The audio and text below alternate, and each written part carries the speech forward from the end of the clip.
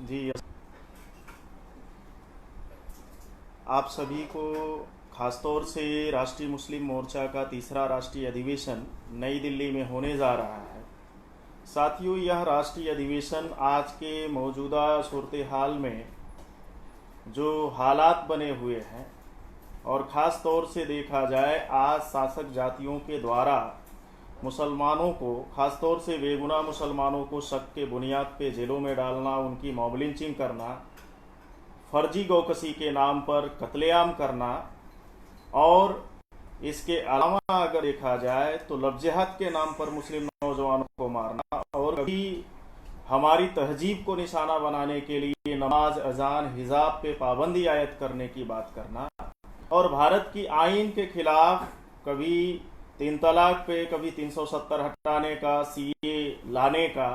धर्मांतरण पे कानून बनाने का, और साथ ही अगर हम बात करें तो आज के तारीख में वक्फ बोर्ड अमेंडमेंट बिल लाने का, तो ये साजिशें खास तौर से अगर गौर करने वाली बात है तो इस देश में शासक जातियों के जरिए लगातार चलाई जा रही है। तो इन तमाम मौजू को लेकर खासतौर से राष्ट्रीय मुस्लिम मोर्चा का तीसरा राष्ट्रीय अधिवेशन इन तमाम मुद्दों को लेकर कौम के लोगों को बेदार करने के लिए, कौम के लोगों को इस तमाम साजिशों से अवगत करने के लिए ये तीसरा राष्ट्रीय मुस्लिम मोर्चा का राष्ट्रीय अधिवेशन रखा गया है। इस प्रोग्राम में खासतौर से उद्घाटन के तौर पर डॉक्टर अली मानफी साहब, जो राष्ट्रीय अध्यक्ष सोशियो रिफॉर्म सोसाइटी हैदराबाद, और चीफ गेस्ट के तौर पे हजरत सैयद गुलाम अफजल बियाबानी खुसरो पासा साहब, जो चेयरमैन स्टेट हज committee government of Telangana, president Telangana district association, और मान्यवर चौधरी विकास पटेल राष्ट्रीय अध्यक्ष राष्ट्रीय पिछड़ा वर्ग मोर्चा, डॉक्टर विलास खरात राष्ट्रीय प्रभारी राष्ट्रीय माइनॉरिटी मोर्चा, जनाब एम.डब्ल्यू. अंसारी पूर्व डीजी छत्तीसगढ़, और मान्यवर रविंद्र सिंह विदाउत राष्ट्रीय प्रभारी छतरी मूल निवासी महासंघ, ये मेहमाने खुसूसी के तौर पे अजीम शख्सियत इस राष्ट्रीय अधिवेशन का हिस्सा बनेंगे और इस मीटिंग की सदारत करेंगे साथियों वामसिफ भारत मुक्ति मोर्चा के राष्ट्रीय अध्यक्ष आली जनाब वामन मेश्राम साहब। तो आप सभी साथियों से पुरजोर अपील है, खासतौर से ज्वलंत इशूज को लेकर इस राष्ट्रीय अधिवेशन में चर्चा किया जाना है कि एक जालिम का विकल्प दूसरा जालिम नहीं हो सकता, अर्थात सभी मजलूमों में इत्तेहाद कायम किए बगैर कौम और मुल्क की तरक्की मुमकिन नहीं है।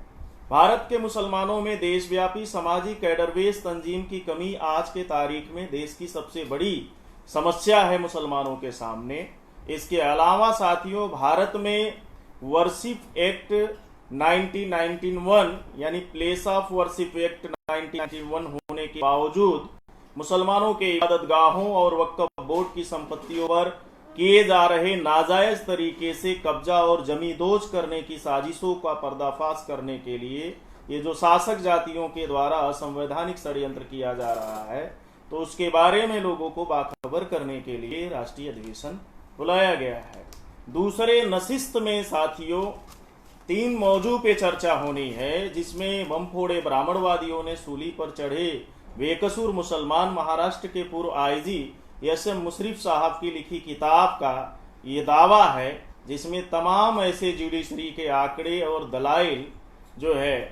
दिए गए हैं, और साथ ही इसमें दूसरे नशिस्त में दूसरा मुद्दा है हुक्मरान जातियों द्वारा शासन प्रशासन और सियासत में मुसलमानों को उनकी आबादी के मुताबिक भागीदारी न देना, मुसलमानों को लंबे समय तक हक और हकूक से वंचित रखने और अछूत बनाने की एक साजिश है। भारत के मुसलमानों को अपने दोस्त और दुश्मन की पहचान ना होना आज के तारीख में उनकी सबसे बड़ी समस्या। तो इन ज्वलंत मुद्दों को लेकर साथियों 10 अक्टूबर जो आगामी तारीख है उसको उस दिन इस राष्ट्रीय अधिवेशन में चर्चा किया जाना है। तो साथियों, हम आप सभी से पुरजोर अपील करते हैं